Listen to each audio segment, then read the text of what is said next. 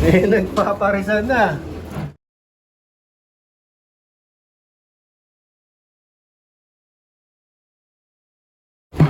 Welcome back mga kalapatids. Maraming salamat sa Kalapatids Breeder and Flyer Mix ni Boss Ronald Gonzales. Maraming salamat din kay Metacol. Yan, galing to kay Steady Bird, Renz Gomez. Maganda nga ata sa balahibo mga kalapatids, tsaka sa atay. Ito yung ginagamit natin 2 to 3 times a week. Tsaka syempre yung Tolome 5-in-1 para sa digestion, tsaka sa tulong sa respiratory. Bali, holiday nga ngayon. Bali, makakapagpakawala ako ngayon ulit. Ang huling pakawala nila mga kalapatids nung Sunday. Ngayon ay Friday na. Ngayon ulit makakapagpakawala. Naku, may pumapares na agad oh. Nagpaparisan na. Ito unang mga na-breed ko no young bird. Tapos yung na-recover ng PHA na hen. Bali nung dumating nga dito to mga kalapatids, itong hen, ano yan, yung nangitlog. Siguro ano na to, nakakasana dun sa pinagkuhaan. Tsaka yung built ng katawan niya, malapad na.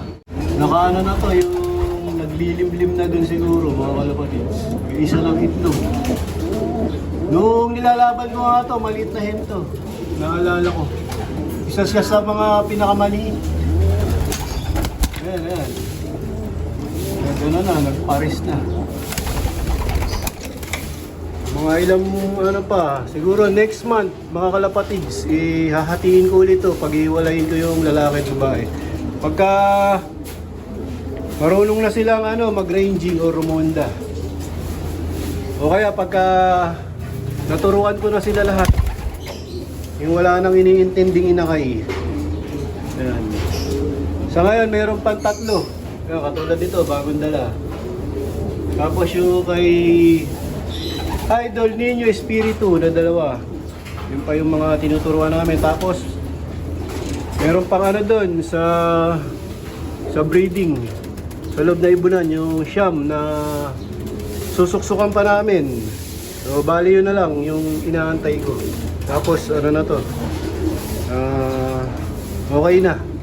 Tapos na kami sa breeding. Ngayon, ipapalipat natin yung isang barako dito. Yung magulang na barako. Tapos buksan mo na yan. Para maging maluwag. Para maluwag sa paglipad. Tsaka hindi matrabaho sa pagpapakain. Nagiging pa. 2 pakainan pa. Tsaka inuman.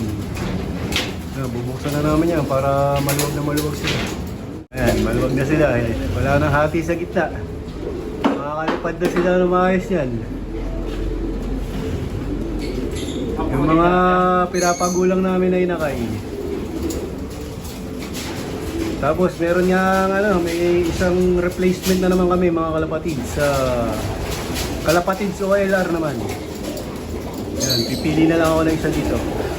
Tapos dito sa colony namin mga kalapatids, awat na nga yung mga breeder namin.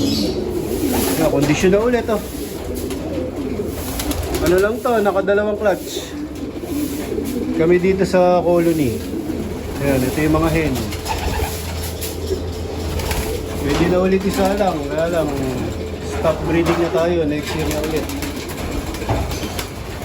Next year na ulit sila gagamitin para sa breeding. Malaking bagay yan, yung napapahinga sila. Tapos dito sa aking mga... Bali dito na lang kami nag-breed o yung inaantay namin na mga painakay. Tapos aawatin ko na rin to mga kalapatids. So magtitira na lang ako ng mga ilang pares. Yung mga gusto kong pares, yun na lang yung ititira ko. Para painakayin. Tapos ito na yung anak nung tan. Kasi pag nga nito, mamisa. Laging 2 ng 2 yan mga kalapatids, walang mintis. Bali lahi ito nung Ibon ni parang Russell Baldago pero si J. De La Paz na yung nag-breed niya. Tapos itong Barako, ito yung anak nung bigay ni parang Russell. Yan, magkalahi yan mga kalapatids. Lahi ng mga golden. Tapos ito nga yung nanay. Blue bar yan. Ito yung bigay sa akin ni parang Russell. Tapos ito yung bagong pinahiram na overworld champion.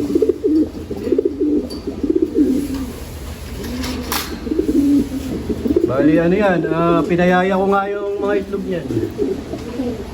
Ito yung isa. Ito yung unang clutch, dito ko nalagay. Kaya lang huling napisa yung isa, matagal bago nakalabas sa itlog. Ito maliit, ay. Mukhang ano, patay. Ako wala, patay nga. Matagal nga siyang ano, bago makalabas sa shell niya. Ayan.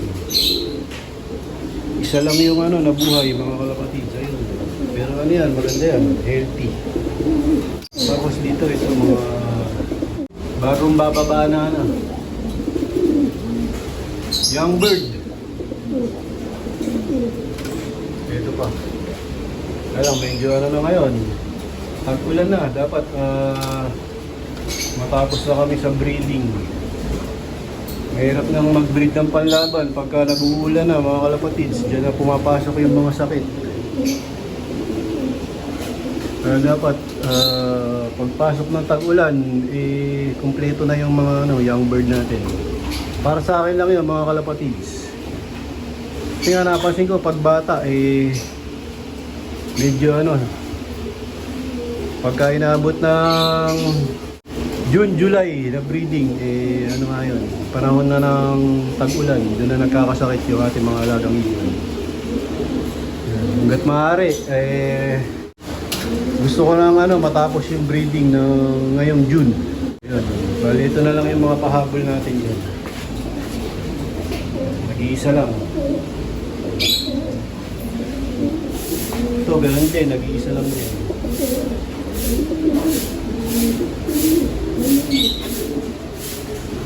Sayang to.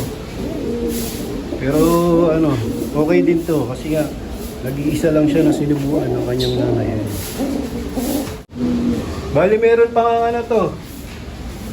Ito kay parang Russell, may second clutch nga to. Pinayaya ko na rin.